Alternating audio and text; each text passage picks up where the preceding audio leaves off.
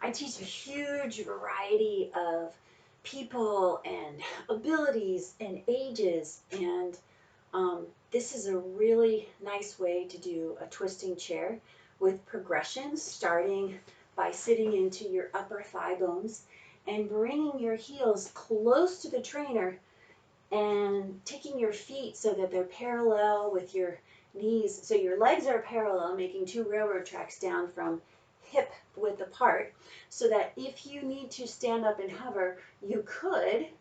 If your legs are out in front of you, that would be very difficult.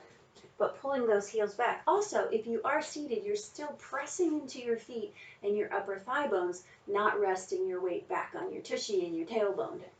So if we're going to take a chair pose where we could bring our hands to heart center and hinge forward a little bit until the line of our spine is parallel to the line of our shins. That makes a nice chair pose.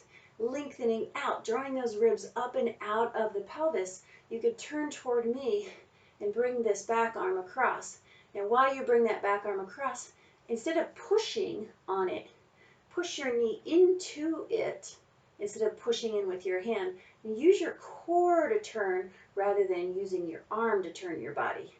Lengthen out, root down, rise up through your crown, and then rotate back. Place your hand at the back of your pelvis.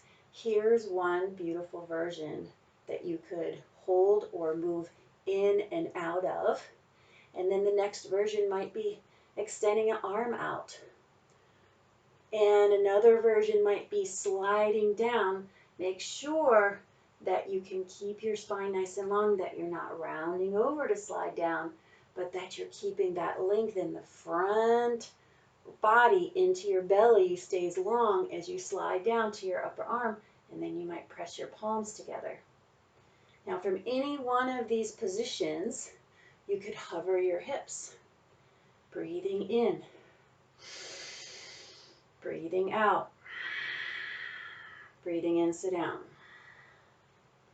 Maybe you'll take a different version of the posture and lift and hover. Stay close to your trainer. You could tap it.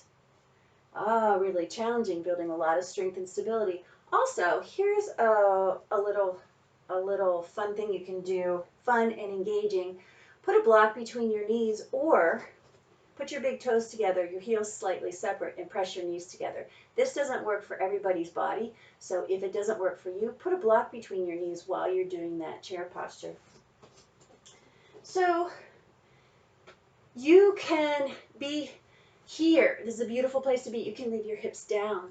You could be here.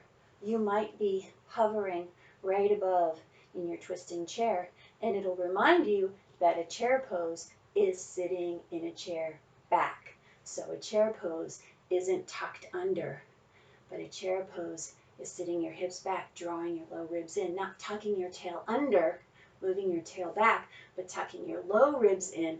So there's not a huge back bend here, but there's some stability through the core while your ankles, knees, and hips are strong. Yeah. Now I'll do it on the other side, and I hope you will too.